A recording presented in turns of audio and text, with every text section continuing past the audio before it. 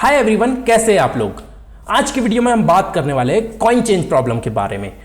अब ये problem start करने से पहले मैं आपको बता दूं, अगर जिसको रिकर्शन के बारे में नहीं पता है या रिकर्शन नहीं आता है तो हमारी प्लेलिस्ट इसमें पड़ी रखी हुई है कोर्स के अंदर, तो वो आप जाके देखिए, क्योंकि रिकर्शन के बिना आप डीपी सॉल्व नहीं कर पा रहे होंगे। ठीक है, तो चलते हैं, करते हैं वीडियो को स्टार्ट। आइए देखते हैं प्रॉब्लम के बारे में। तो प्रॉब्लम में सबसे पहले क्या बोला है, you have a given a integer array coins representing coins of different denomination and a integer amount representing a total amount of money। तो आपको क्या बोला गया है कि आपके पास डिफरेंट टाइप के कॉइन्स है और आपके पास एक अमाउंट है। ठीक है, अब आपको क्या करना है, return the fewest number of coins that you need to make up that amount. If that amount money can not be made by the combination of the coins return -1। मतलब आपको क्या बोल रहा है कि आपके पास कॉइन्स का एरे है, उसके अंदर डिफरेंट टाइप्स के कॉइन्स है। अब आपको बताना है कि कम से कम कॉइन का यूज करके मैं वो अमाउंट जनरेट कर पा रहा हूं या नहीं। ठीक है, तो जैसे कि यहां पे फर्स्ट एग्जांपल देख रहे हो, आपके पास कॉइन्स है 1 to 5 एंड अमाउंट है 11। तो कितने मिनिमम नंबर ऑफ कॉइन्स में हमारा 11 जनरेट हो रहा होगा। तो जैसे कि आप यहां देख रहे हो, आउटपुट आ रहा है 3 कैसे आ रहा है, हमने क्या किया 5 + 5 + 1, और इसके अंदर जो कॉइन्स है वो रिपीटेड आप ले सकते हो। जैसे कि आपके पास 5 कॉइन है, ठीक है, 5 नंबर ऑफ कॉइन है, तो यहाँ पे आप देख रहे होंगे 5 मैंने 2 बार लिया, उसके बाद एक 1 कॉइन उठा लिया, और जिसके थ्रू मेरा 11 जनरेट हो गया। और ये सबसे मिनिमम नंबर ऑफ कॉइन्स में जनरेट हुआ, मतलब मैंने 3 कॉइन का यूज करके 11 जनरेट कर लिया।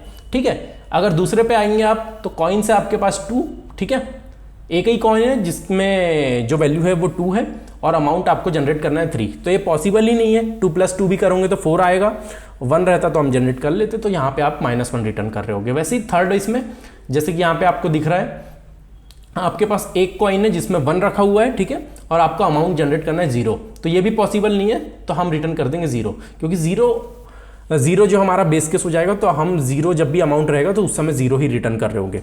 और इसको डिटेल में समझते हैं कि किस तरीके से ये क्वेश्चन सॉल्व हो रहा होगा और किस तरीके से हम कॉम्बिनेशन बना के हमारा अमाउंट नंबर जनरेट कर रहे होंगे मिनिमम नंबर ऑफ कॉइन्स में। आ जाओ देखते हैं।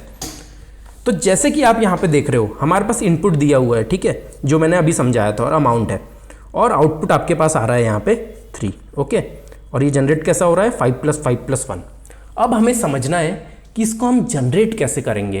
क्या हम इसमें रिकर्शन की हेल्प से क्वेश्चन को सॉल्व कर पा रहे होंगे, रिकर्शन हमें कॉम्बिनेशन ला के दे रहा होगा।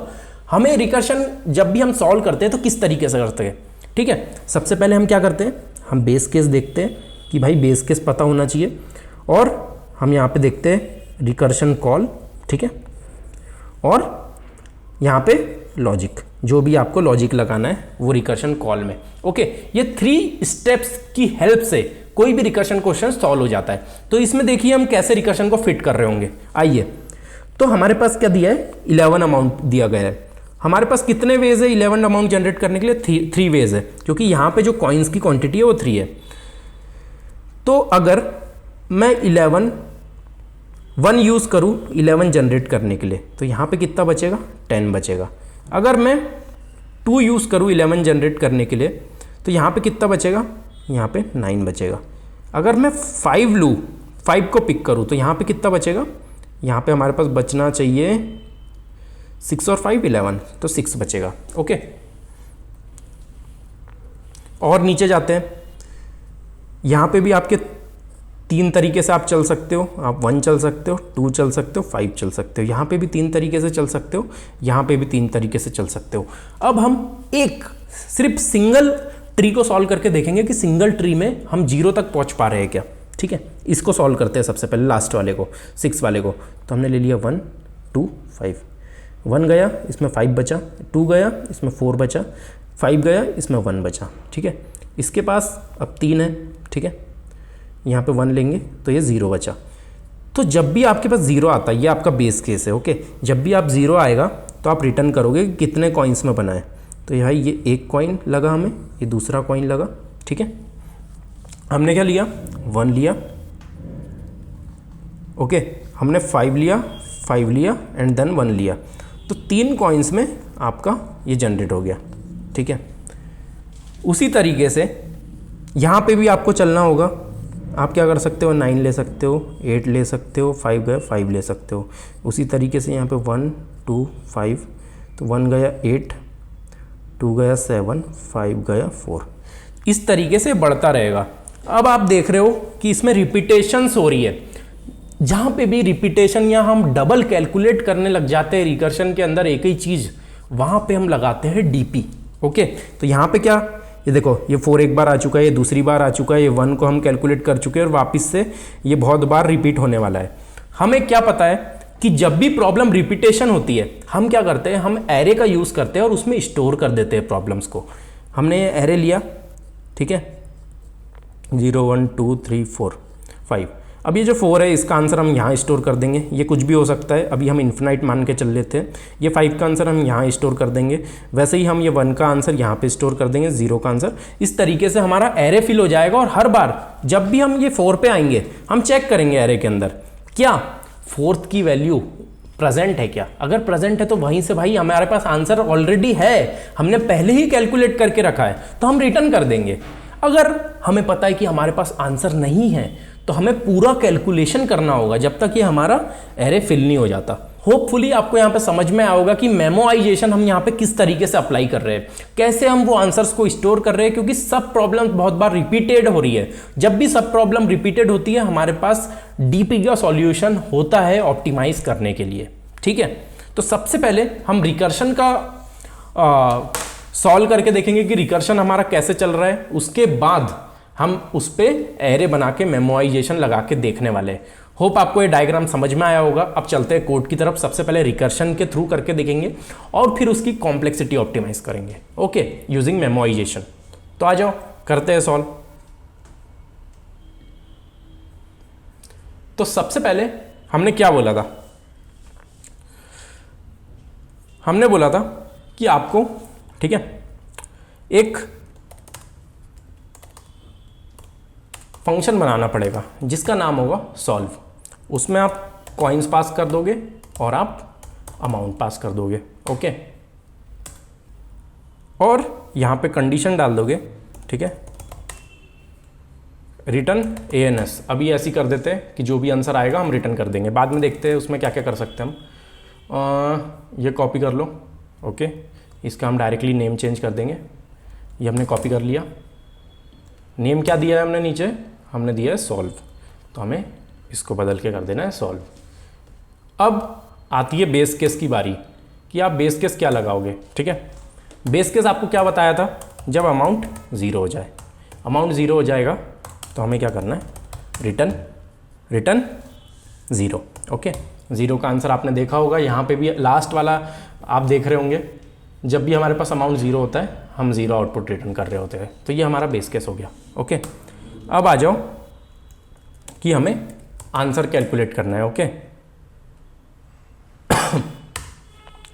तो हमें आंसर कैलकुलेट करना है। हम आंसर ले लेंगे और करेंटली उसमें इंट मैक्स डाल देंगे। इंट मैक्स, ठीक है, इंट मैक्स क्या होता है, इन्फिनाइट वैल्यूज़, ओके, कि मैक्सिमम इंटीजर की वैल्यू डाल रहे हैं। जैसे इन्फिनाइट वैल्यूज़ बहुत बड़ी होती है, जैसे इंटीजर की आप लास्ट वैल्यू, इंटीजर जो डेटा टाइप है उसकी लास्ट वाली वैल्यू जो रहेगी वो यहाँ पे स्टोर होके आ जाएगी। Int max by default function होता है C++ के अंदर जिसका आप यूज़ कर सकते हो इन्फिनाइट वैल्यू देने के लिए। ये कर दिया आपने। उसके बाद आपको एक लूप चलाना है जिसमें आप कॉइन्स के एरे पे इटरेट कर रहे होंगे, ओके। ये हम कॉइन्स के एरे पे इटरेट कर रहे हैं और इसमें हम चेक करेंगे if coins comma i less than equal to amount, ठीक है। अगर ये लेस रहता है तो हम ANS में डाल देंगे, ANS में डाल देंगे ANS comma 1 plus solve coins, ठीक है, और amount minus coins of I, okay. अब ये दोनों लाइन का मतलब समझेंगे हमने क्यों लिखी है, और लास्ट में हम रिटर्न कर देंगे यहाँ से रिटर्न ANS, ओके। तो देखो हमने क्या क्या लिखा हुआ है यहाँ पे। हमने बेस केस लिख दिया जो मैंने आपको समझाया था। उसके बाद हमने एक आंसर नाम का वेरिएबल डिक्लेयर किया जिसमें हम आंसर कैलकुलेट करने वाले हैं। हमने फॉर लूप चलाया जो हमारा कॉइन्स एरे पे चल रहा है, हर बार एक कॉइन पिक करेगा और हमारा कॉम्बिनेशन बना के दे रहा होगा। ये हमने कंडीशन लगाई है क्योंकि हमेशा हमें चेक करना होगा कॉइन्स आई ग्रेटर लेस होना चाहिए अमाउंट से, जब भी तो हम ये माइनस कर रहे हैं।